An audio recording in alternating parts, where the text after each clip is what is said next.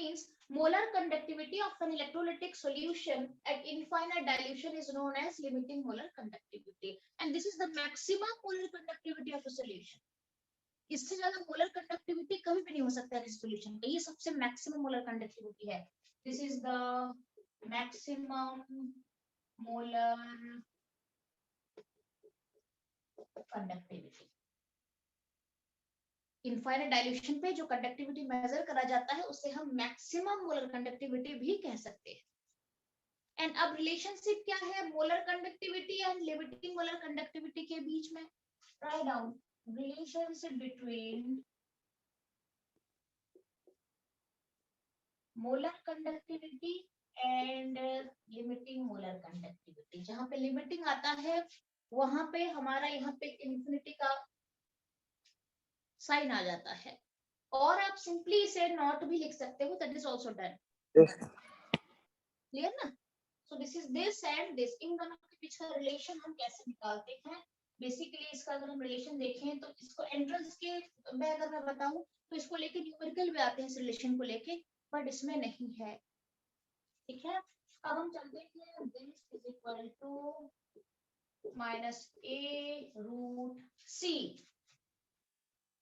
और you can write it simply लिख सकते हो this is equal to this minus a root c. हम इसे इस तरीके से भी रिप्रेजेंट कर सकते हैं ओनली बिग लैम्डा, और इसे हम लिख सकते हैं इस तरीके से नोट करके भी लिख सकते हैं. दोनों ही रिप्रेजेंटेशन करेक्ट है. ठीक है, अच्छा अब यहाँ पे ये है मोलर कंडक्टिविटी.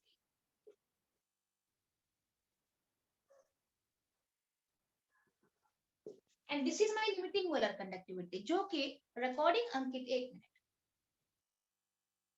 हाँ बेसिकली हम ये चैप्टर तो बहुत पहले पढ़ चुके हैं, उस टाइम तो कोई रिकॉर्डिंग होगा भी नहीं इस चैप्टर का. यस यस ओके ठीक है. अच्छा तो this is my molar conductivity and this is my limiting molar conductivity. This is my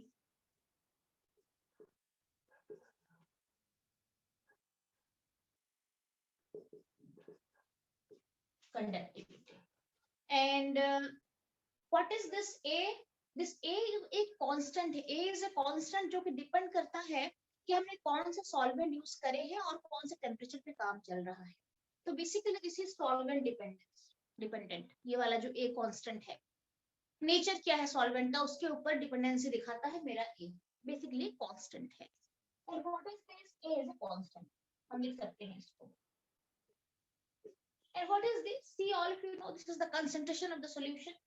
C is the concentration of the solution. Clear है? ये सारी मेरा यहाँ पे जो फैक्टर है ये मोलर कंडक्टिविटी है, ये लिमिटिंग मोलर कंडक्टिविटी है. A is a constant and C is the concentration. ये मुझे साफ यहाँ पे बता रहा है कि अगर मैं कंसंट्रेशन को 0 डाल लूं, मान लो मैं लिखूं लिमिट C टेंड्स टू 0, इसका मतलब क्या है? Infinite dilution.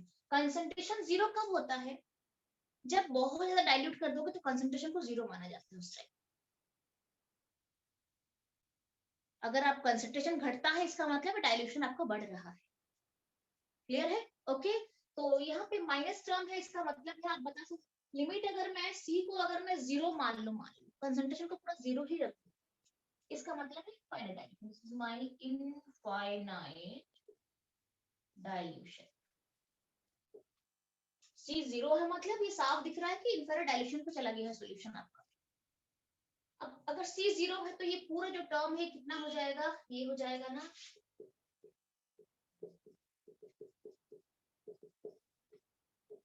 ये तो पूरा 0 ही हो जाएगा ना. ये अगर 0 है तो पूरा टर्म 0 हो जाएगा.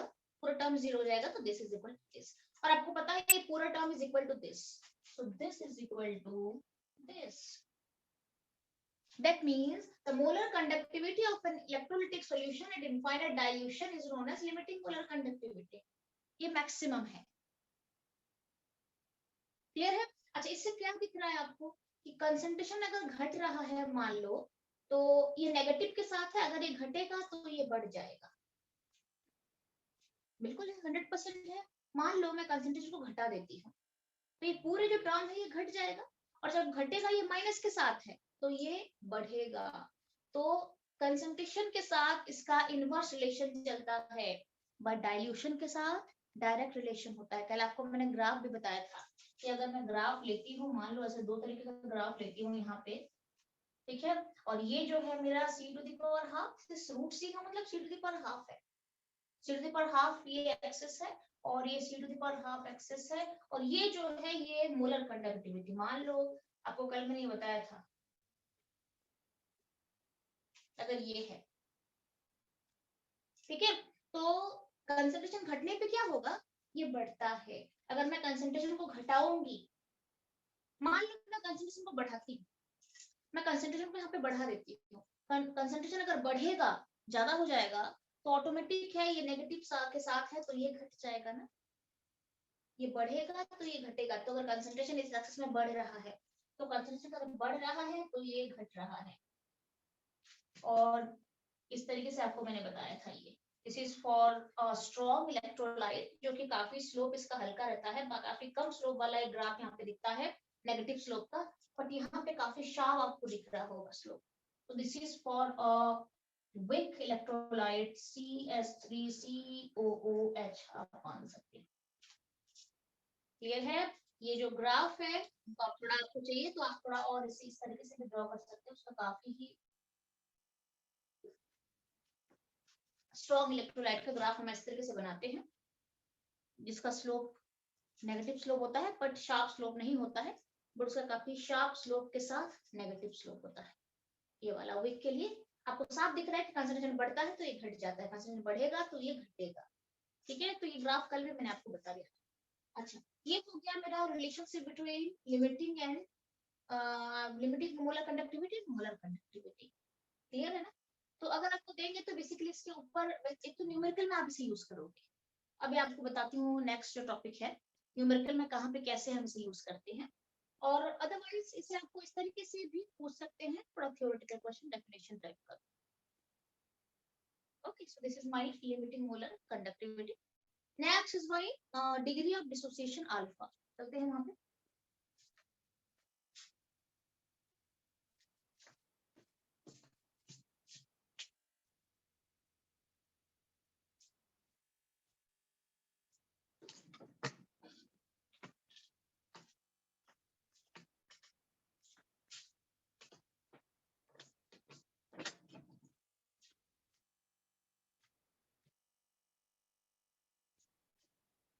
देखिए ये डन है, आप सबने लिख दिया है, मैं रब कर लेती हूँ, नेक्स्ट पे चलते हैं।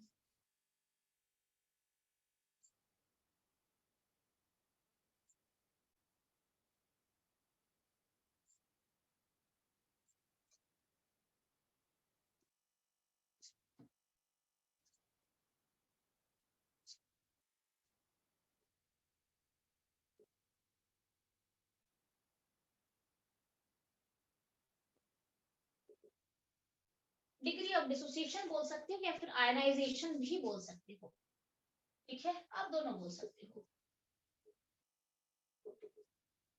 ठीक है, इसे हम कैसे डिनोट करते हैं, अल्फा से। And what is alpha? Alpha आपने कई सारी जगह पे आपने अल्फा के बारे में पढ़ा है, सॉल्यूशन चैप्टर में आपने अल्फा को डिफाइन करा था, जिसमें कि आपने अल्फा को वेंटर थ्रू के वेंटर फैक्टर के थ्रू हमने रिप्रेजेंट करा था। साथ में अल्फा हमारा इक्विलिब्रियम चैप्टर से भी आता है, हमने वहां पे भी अल्फा का जो आयनाइजेशन जो फैक्टर है अल्फा, उसके बारे में जाना था।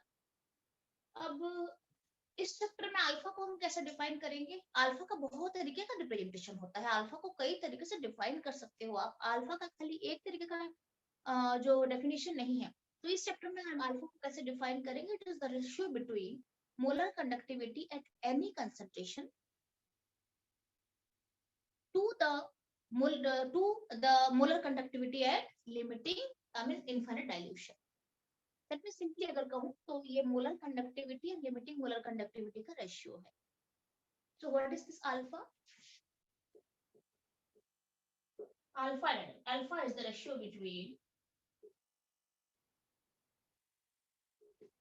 ratio between molar conductivity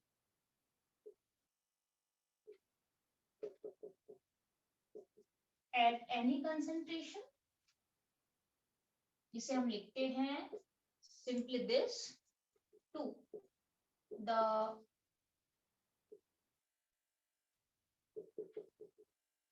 molar conductivity at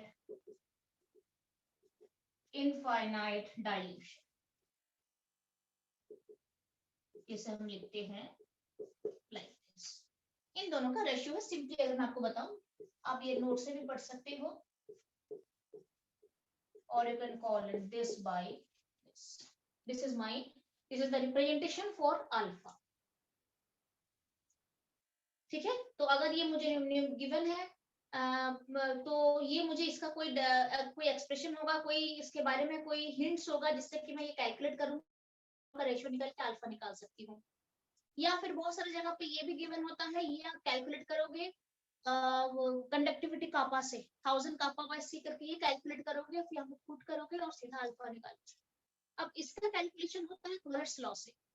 what is Kohlrausch's law और कॉलर्स रूल जो है ये आज मैं आपको पढ़ाऊंगी, इसके बाद हम चलेंगे। What is Kohlrausch's law rule, ठीक है। अच्छा, अल्फा क्या होता है? अल्फा को अगेन मैं डिफाइन करती हूँ root over of a by c. ये भी एक रिप्रेजेंटेशन है। अगर आपको अल्फा के लिए ये डाटा मिला हुआ है तो अल्फा निकाल के भी आप इसमें से कोई एक अननोन डाटा को निकाल सकते हो। तो कई तरीके से न्यूमेरिकल इसमें आपको पूछ सकते हैं। बेसिकली ये बहुत ज्यादा स्कोरिंग है और इजी होता है इसके न्यूमेरिकल्स। डन है, क्लियर है? अच्छा, तो हमने अभी अल्फा के बारे में भी जान लिया है। अब हम सीधे चलते हैं कॉलर्स रूल पे चलते हैं, जिसे आप कॉलर्स लॉ भी कह सकते हो,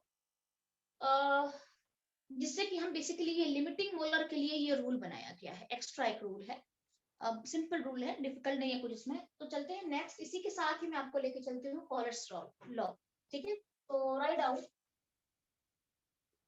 इसमें और कुछ तो है नहीं मेरे ख्याल से, अल्फा में कुछ नहीं, बाकी तो न्यूमेरिकल है, आप खुद करोगे। बाकी न्यूमेरिकल है, आप उससे जब हम होमवर्क मैं आपको दूंगी ना, तब जो डाउट होगा फिर क्लियर करेंगे। आई डोंट थिंक इसमें और कुछ हो सकता है इसमें। हाँ, आपको थोड़ा देखना पड़ेगा, या फिर कई सारी जगह पे ऐसा भी होता है कि इसको आपको पूरा ना यहाँ से निकालना पड़ता है। लाइक इसको आपको लेना पड़ेगा पूरा, हो सकता है ये छोटा टर्म आप ले सकते हो, या फिर डायरेक्टली आप ये भी ले सकते हो, C alpha square by 1 minus alpha, ठीक है। तो अगर आपका जो अल्फा है वो 0.5, वो अगर 5% से ज्यादा है, अल्फा 5% से अगर ज्यादा है, तो फिर मैं ये वाले टर्म को नेग्लेक्ट नहीं करूंगी, और प्रॉपर ये फॉर्म से ही फिर अल्फा निकालूंगी। ध्यान रहे, फिर डायरेक्टली ये वाला फॉर्मूला पुट नहीं होगा वहां पे। ये वाला फॉर्मूला का पुट होता है अगर अल्फा का वैल्यू 0.05, या फिर अगर आपको मैं कहूँ तो 5% से अगर नीचे चला जाता है। क्लियर? या ये वैल्यू कब आप डालते हो, उसके लिए भी लिमिटेशन है ना। अल्फा को आप हमेशा ये फॉर्मूला नहीं डाल सकते हो। कब डालोगे? अल्फा अगर बहुत छोटा है तो हम ये फॉर्मूला डालें। अगर अल्फा मान लो थोड़ा सा बड़ा हो गया, 5% से ज्यादा हो गया अल्फा आयनाइजेशन आपका, फिर आपको सीधे इस फॉर्मूला पे जाके पूरा इसको नेग्लेक्ट नहीं करना है फिर उस टाइम। उसके बाद फिर यहाँ पे जाके फिर आपको सॉल्व करके आगे बढ़ना है। क्लियर है? यहाँ पे एक फैक्टर भी एक्स्ट्रा, यहाँ पे फैक्टर आ जाएगा। आपको बताया था मैंने, व्हेन अल्फा इज नेग्लेक्टेड, क्या बताया था आपको मैंने? आई मीन इस टर्म पे जाके अगर मैं आपको करूं, तो यहाँ पे अल्फा को कब नेग्लेक्ट करते हैं ये देखना पड़ता है। बच्चे कई बार समझ नहीं पाते हैं, क्वेश्चन वाइज हमें लेना पड़ता है। अल्फा कब नेग्लेक्ट करा जाता है? इस टर्म पे आके अगर मैं चलूं, तो alpha is neglected if less than 5%। अगर अल्फा का वैल्यू 5% से कम जा रहा है, या फिर आप बोल सकते हो 0.05 बोल सकते हो उसको। 5% को आप क्या कहोगे? 0.05, और 0.05 से अगर लेस होता है अल्फा का वैल्यू, तो आपको यहाँ पे नेग्लेक्ट करना पड़ेगा। ये आइडिया हो जाता है, के वैल्यू को देख के पता चल जाता है सब। के अगर 10 टू द पावर माइनस में काफी ज्यादा जा रहा है, तो आप डेफिनेटली सोच लेना कि हाँ, अल्फा को मैं नेग्लेक्ट यहाँ पे कर सकती हूँ। तो उस तरीके से फिर हम ये टर्म भी आप एक बार नोट डाउन कर सकते हो। आपको बोलेंगे अल्फा इज इक्वल टू 0.02 है बोला जाएगा, सॉरी, या फिर 0.09 बोला जाएगा। या फिर 0.1 बोला जाएगा। ऐसे केस में फिर आपको 1 माइनस अल्फा को फिर आप अल्फा को नेग्लेक्ट नहीं करोगे, प्रॉपर वैल्यू डाल के आपको लिखना पड़ेगा। ठीक है, so anyway so this is the fact behind degree of dissociation alpha कैसे रिप्रेजेंट करा जाता है। उसके बाद हम चलते हैं कॉलर्स रूल पे चलते हैं, जो कि आपको ये भी न्यूमेरिकल बेस्ड है। ठीक है, तो हम इस यहाँ पे भी कर सकते हैं या फिर हम इसे रब करके भी मैं आपको बता सकती हूँ। चलो यहीं पे ही कर लेते हैं, कोई दिक्कत नहीं। राइट डाउन, सिंपल सा लॉ है। अच्छा, इस लॉ जो है मैं इसको रब कर लेती हूँ, थोड़ा डेफिनेशन बता दूंगी आपको।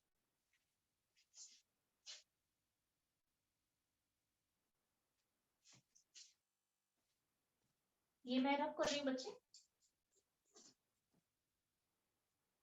आज आपको मैं होमवर्क भी अपलोड कर दूंगी, है ये चालू हो जाएगा, देखते हैं कितना बचेगा। खाली मेरे ख्याल से पर डे लॉ वगैरह रह जाएगा।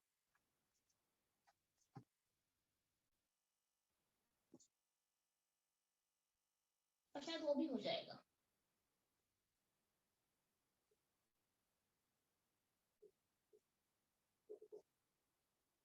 What is this Kohlrausch's law, what is this?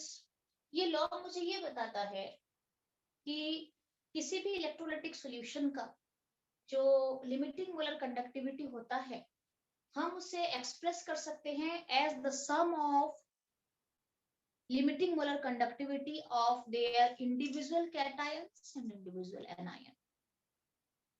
Clear है?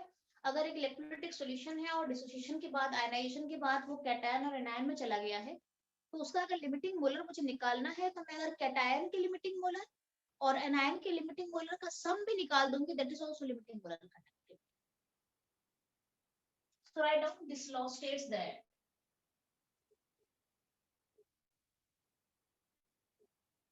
this law states that the limiting molar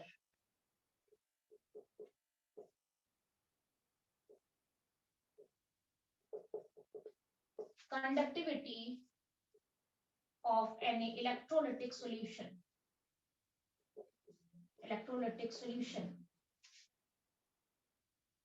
can be expressed as the sum of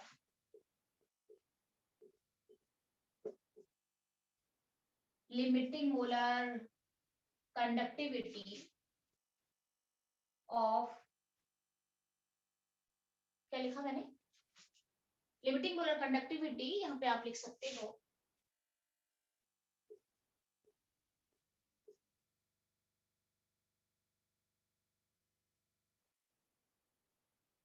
limiting molar conductivity, ये सिंबल देना है तो दे सकते हो आप, of any electrolytic solution can be expressed the sum of limiting molar conductivity of their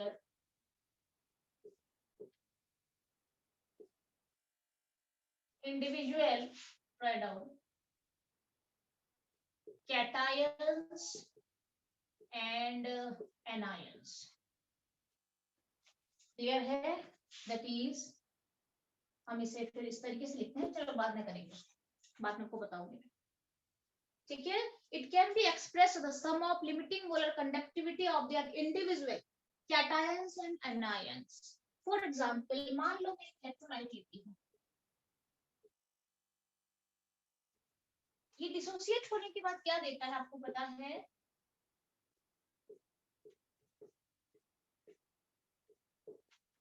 पता है आपको? Salt breaking process. सॉल्ट के बदले आप इलेक्ट्रोलाइट भी लेते हो, एसिड लो, बेस लो, कुछ भी लो, आप ब्रेकिंग प्रोसेस तो यही चलेगा ना।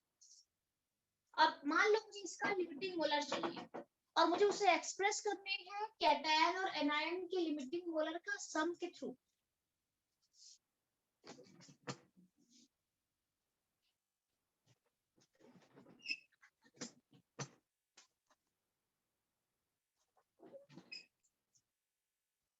क्लियर ना बच्चा? ये मेरा एक इलेक्ट्रोलाइट है जो डिसोसिएट करने के बाद x नंबर ऑफ कैटायन दे रहा है और y नंबर ऑफ एनायन दे रहा है। तो खुद चेक करो, जो कैटायन है वो x नंबर का है, नंबर अगर मैं देखूं तो x नंबर ऑफ कैटायन है, y नंबर ऑफ एनायन है। अगर इसका लिमिटिंग मोलर निकालने हैं, अच्छा लिमिटिंग मोलर को हम बार बार ऐसे नहीं लिखते, हम सिंपली ऐसे डिनोट करते हैं, it is the easier way, ये इजियर वे है। अननेसेसरी आप यहाँ पे m लिख सकते हो, बट आप ये शॉर्ट ऐसे भी लिख सकते हो। अगर मुझे ये निकालना है किसका, ax by का, it can be expressed the sum of individual limiting molar conductivity of the cations and anions। तो चलते हैं कैसे इसे हम रिप्रेजेंट करेंगे। This is equal to, this is big lambda, यहाँ पे मुझे स्मॉल लैम्बडा, प्रॉपर जो लैम्बडा बोलते हैं उसको लिखना पड़ता है। दिस साथ में x, मुझे जो नंबर है मुझे यहाँ पे लेना पड़ता है x of ay plus y of lambda naught bx minus. आप इस फॉर्मेट में जाके भी किसी भी सॉल्यूशन का, इलेक्ट्रोलाइटिक सॉल्यूशन का लिमिटिंग मोलर कंडक्टिविटी निकाल सकते हैं। It can be expressed as the sum of limiting molar conductivity of their individual cations, देख लो individual anions। This is my Kohlrausch's law, और you can call it Kohlrausch's rule भी बोल सकते हैं इसको, ठीक है। This is done.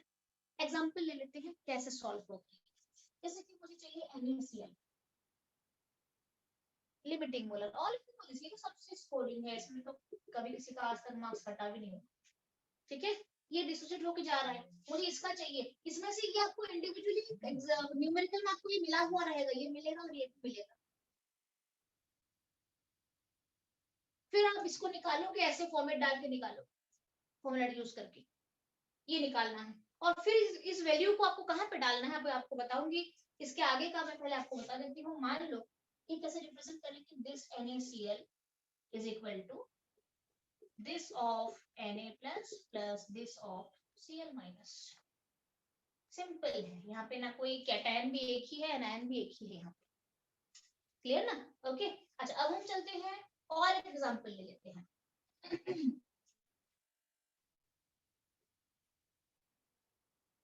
Na2SO4 का कैसे निकालोगे, क्या निकालोगे, दो सोडियम है ना यहाँ पे, इस पर 2 प्लस SO4 एक ही है तो 2 माइनस।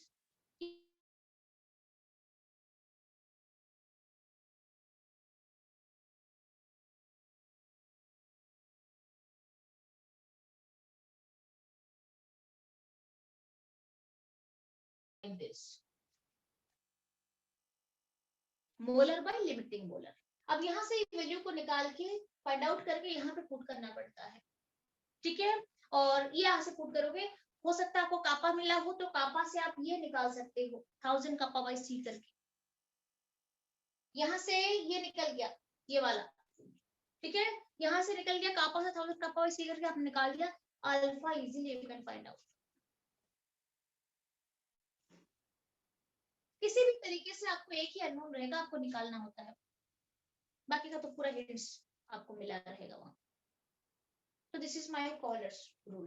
अब हम चलते हैं, कई बार क्वेश्चन थोड़ा सा डायरेक्ट नहीं देते हैं और आपको थोड़ा सा डिफरेंट तरीके से भी क्वेश्चन पूछ सकते हैं आपको, तो आपको मैं बता देती हूँ कि इसको और कैसे हम रिप्रेजेंट करें।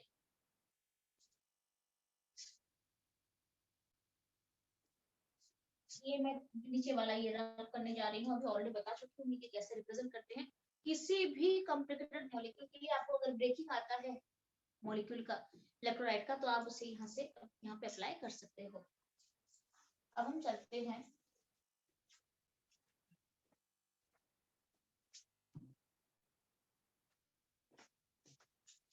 अब हम चलते हैं कि कई बार ऐसे होता है कि मान लो ऐसे गिवन रहेगा आपको, ये गिवन रहेगा HCl का, मान लो X गिवन रहेगा, ठीक है।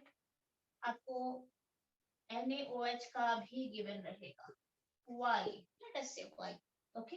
एंड आपको और मिला रहेगा NaCl का Z मिला रहेगा, X, Y एंड Z मिला रहेगा, और आपको पूछा जाएगा कि limiting molar conductivity of water निकालो।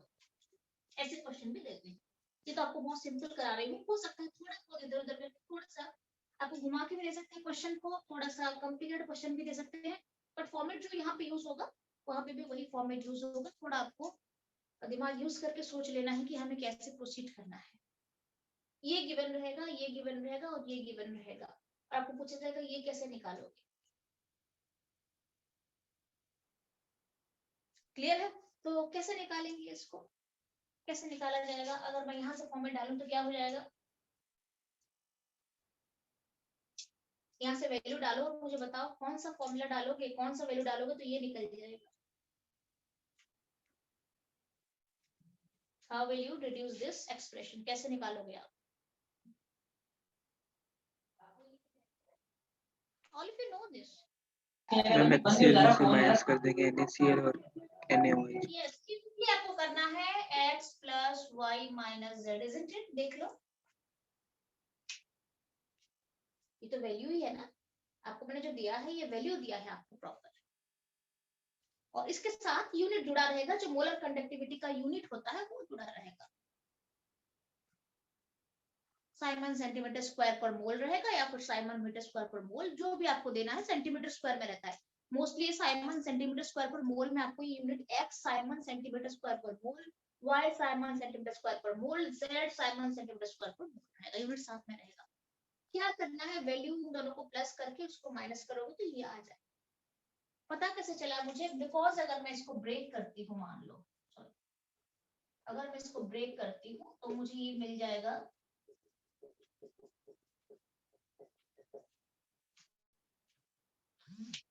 फिर अगर मुझे इसको इसका चाहिए तो मुझे अगर इन दोनों का सम निकाल दूंगी तो मुझे मिल जाएगा h प्लस OH माइनस।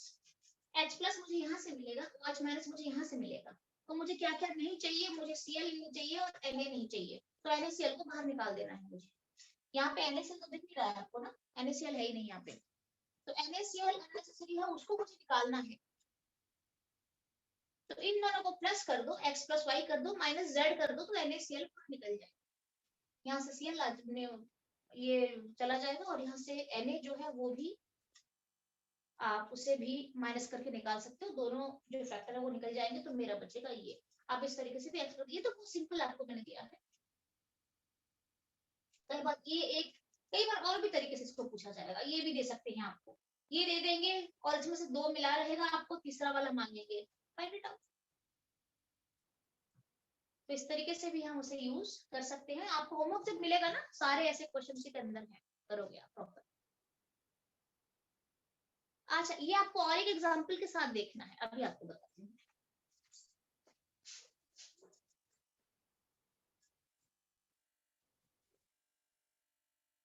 आप एनसीईआरटी यहाँ पे आपको सीधा एनसीईआरटी आप निकालो, सबसे बेस्ट है, सबसे बेस्ट। मेरे पास तो एनसीईआरटी है नहीं, जो भी है मैं आपको बताती हूँ। चलो मैं सीधा यहाँ से एग्जांपल ले, बहुत सारे एग्जांपल है, किसी को भी आप इस तरीके से निकाल सकते हो।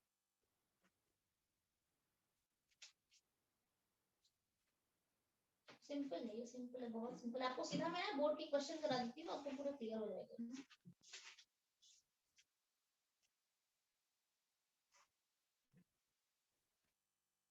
हाँ हाँ हाँ, कर दिया। कहाँ गया है, फिर होना चाहिए। हाँ ठीक है। हाँ, एक क्वेश्चन है, मैं आपको कराती हूँ।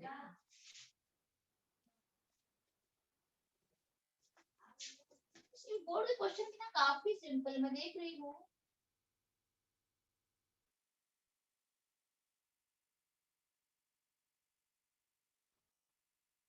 हाँ, काफी इजी क्वेश्चन है, इसमें ना डिफिकल्ट है नहीं कुछ। चलो मैं आज आपको स्टैंड भी कर देती हूँ, चलो ये करा देती हूँ आपको। क्वेश्चन पे चलती हूँ, सबसे बेस्ट। क्वेश्चन 20, बाकी जो कंप्यूटर क्वेश्चन है फिर आगे वाला दूंगी ना, वो सारा करेंगे फिर।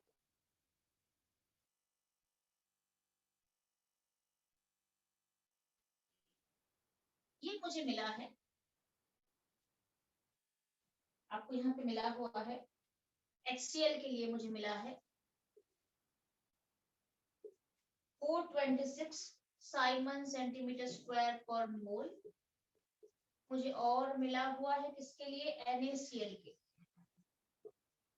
मुझे वैल्यू मिला है 126 साइमन सेंटीमीटर स्क्वायर पर मोल, और मुझे मिला है और एक,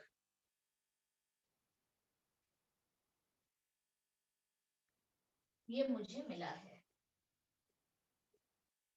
इसका वैल्यू मुझे मिला हुआ है 91, ठीक है। ये 3 वैल्यू मुझे मिला हुआ है और मुझे पूछा गया है और एसिटिक एसिड का निकालो बोला गया है। इसका मतलब है मुझे CH3COOH का मांगा गया है। कैसे निकालोगे?